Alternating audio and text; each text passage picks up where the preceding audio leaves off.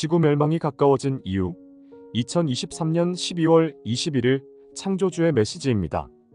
우리 모두의 카르마, 지구의 판도라를 연 죄, 지구를 훼손한 죄.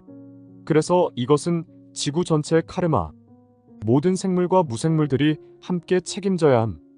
모든 물질은 그들의 전생전 전생에 걸쳐 카르마로 연결됨. 진화와 멸종 그리고 냉해, 수해, 산사태 천둥과 번개 해일, 해충과 먹이사슬의 파괴, 생태계의 모든 어긋남은 카르마를 감당하는 것이라고 할 수 있겠다. 그래서 모두의 죄이고 모두가 책임져야 하고 정화하고 성장시켜야 한다.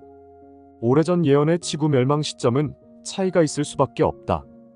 왜냐하면 그때 인간의 평균 수명은 짧았고 그로 기준 한 예언이었으므로 길다 느껴질 수 있음. 평균 수명이 길어지고 인간 1인이 지구를 훼손하는 기간이 길어졌다. 카르마는 탄생으로 정화해야 하는데 생존 기간이 길어졌으므로 모든 질량 보존의 법칙이 어긋났다. 따라서 지구 멸망은 가까워졌고 카르마의 무게는 더 고통스럽고 무거워졌다. 머지않아 거대한 지각 변동이 있을 것이다. 흔히 말하는 지구 멸망을 초래할 그 기동이다. 성경에는 이번에 벌어질 그 기동이 그동안 한 번도 경험하지 못한 대재앙을 부를 거라고 적혀 있다. 이때 지구는 완전 소멸한다고 해도 과언이 아니다. 유리엘 대천사는 인간이 크게 두 가지 원인을 제공했기 때문에 지구 멸망을 가져올 그 기동이 벌어진다고 말한다.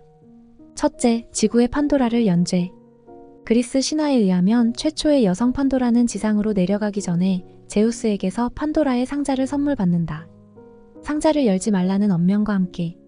하지만 호기심을 이기지 못한 판도라는 그 선물 상자를 열고 만다. 그 순간 그 속에 있던 질병, 고통, 슬픔, 가난, 전쟁 등 세상의 모든 악이 쏟아져 나오게 되었다. 인간은 그동안 심하다는 말조차 부족할 정도로 지구를 훼손해왔다. 절대 해선 안 되는 유전자 조작, 인간 복제, 핵무기 개발에 이르기까지. 게다가 며칠 전에는 인간의 뇌에 인공칩을 이식했다는 소식마저 전해졌다. 나는 이 소식을 접하면서 할 말을 잃었다. 인류가 소멸의 끄트머리에 와 있구나 하는 무서움이 들었기 때문이다. 이런 일을 저지른 인간은 절대 용서받지 못할 거라는 분노까지 치밀어 올랐다. 창조의 근원을 이루는 것들은 우리의 아버지 창조주만이 다룰 수 있는 영역이니까. 그런데 인간이 그 선을 넘은 것이다. 둘째, 지구를 훼손한 죄. 인간은 그동안 이기심을 발동해 무분별하게 산을 훼손하고 땅속에 구멍을 내고 물을 퍼올렸다. 지구의 혈액이라고 할 수 있는 석유를 고갈시켰으며 생명의 보고라고 할 수 있는 아마존 열대우림을 훼손했다. 지구의 산소 생산 20%를 담당하고 있는 지구의 허파를 파괴한 것이다. 이 외에도 인간이 지구를 훼손하며 지은 카르마는 헤아릴 수 없을 정도로 무겁고 많다. 우리가 사는 지구의 카르마 무게는 더는 감당할 수 없을 만큼 무거워졌다. 인간을 비롯한 지구 전체의 카르마를 만들어 온 책임은 식물과 동물, 무생물까지 모두에 다 있다고 할 수 있다.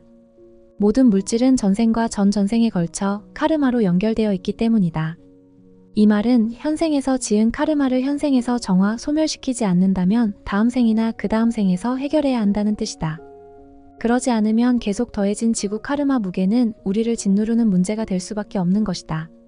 사람들은 내게 언제 지구 그 기동이 일어나는지 묻곤 한다.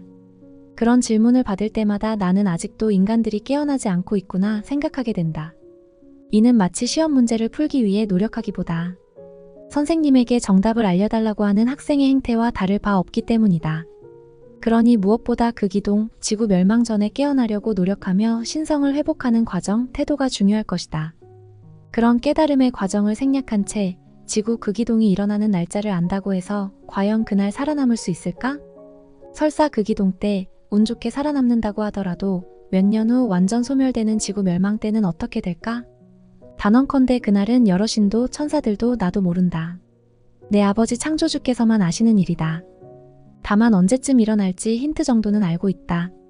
그리고 지구 그 기동이 벌어지기 직전 아버지께서는 내게 그 시기를 알려주실 것이다.